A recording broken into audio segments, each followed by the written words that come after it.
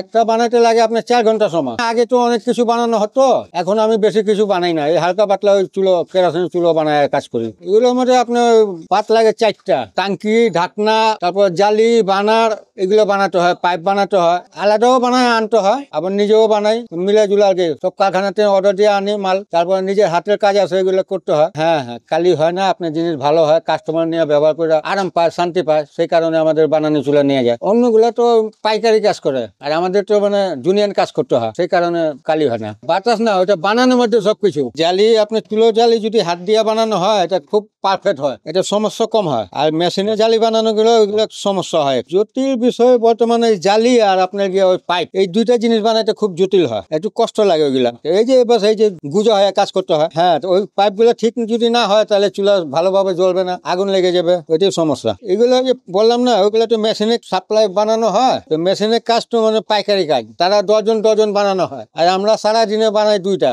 সারাদিনে 2টা মাল, আর কই ডজন মাল, ব্যতকম না।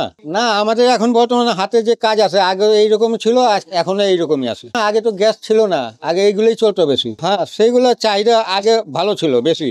শিখানে কঠিন না, মেধা যদি ভালো থাকে তাহলে তাড়াতাড়ি শিখে নেবে, মেধা একটু খারাপ থাকলে তাহলে সময় লাগে। আমার শিখতে তো অনেক, আমার শিখতে কোন 10 বছর লেগে গেছিল। কাজে লাগছি ছোটকালে, কাজ করতে করতে করতে করতে মেলা দিন সময় লাগছে কাজ শিখতে। প্রথমে আসলে মনে করেন থাকতে থাকতে তো চা পান আনতে হয়, তারপরে থাকতে থাকতে ওই যে আপনার পাইপ দিতে হয় বানানোর জন্য, ওই পাইপের তো শুরু হয়। এখন মোটামুটি চাহিদা তো কম, তারপরে মোটামুটি আমরা সময় কাটায় যায় আর কি, আল্লাহ চালায় যায় কোন রকম। হাতের বানানোর চাহিদা হয়েছে আপনার, যে জিনিসটা মজবুত হয়, ভালো হয়। আমাদের ক্যাম্পের চুলা সারা বাংলাদেশ থেকে মানুষ নেয়, খুব ভালো হয়, কালি হয় না, তেল কম খায়, এগুলো হাত দিয়ে, সম্পূর্ণ হাত দিয়ে তৈরি হয়। এগুলো জিপি সিট গুলা, মানে এগুলো জং ধরে না তেমন। হ্যাঁ, এটা প্রায় 7 দিনের পর থেকে এটা বানানো হয়। ওই হাতে তৈরি করলে খুব যত্নকারে খুব ভালোভাবে বানাইতে হয়। আপনার রেডিমেড যেগুলা মেশিন দ্বারা তৈরি হয় সেগুলা পাবেন, কিন্তু এগুলা জাস্ট ক্যাম্পেই পাবেন। আর এটা অনেক দূর দূর থেকে মানুষ আসে এগুলা নিতে, যেমন চা দোকান, পিঠা দোকান, হালিম দোকান, স্যুপ দোকান, এগুলো খুব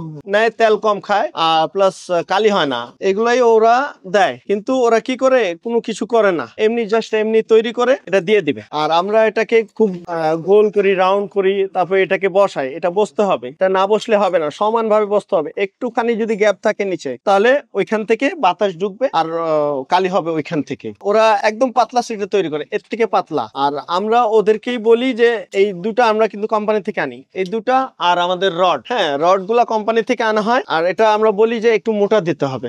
আর ওরা এই সিট দিয়েই আপনার চুলা বানায়, পুরো চুলা এই সিট দিয়ে তৈরি করে, কিন্তু আমরা মোটা সিট দিয়ে, একদম 22 গেজ মোটা সিট দিয়ে তৈরি করি।